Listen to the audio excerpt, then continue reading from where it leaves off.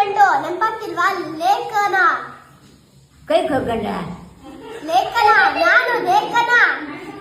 ಲೇಖನ. ಓ ಏನು ಅದು ಊಟ ಆಯ್ತಾ ನಿಮ್ದು?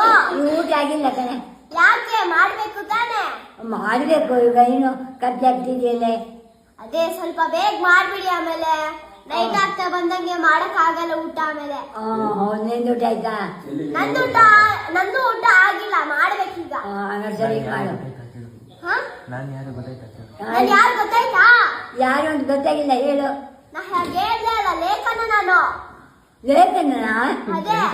ಓ ಏನು? ಅದೇ ಸುಮ್ನೆ ಕಾಲ್ ಮಾಡಿದೆ, ಮರ್ತೋಗ್ಬಿಡ್ತೀರಾ ನೀವು, ಇಲ್ಲ ನೆನ್ಪಿಟ್ಕೊಂಡಿದ್ದೀರಾ ಅಂತ.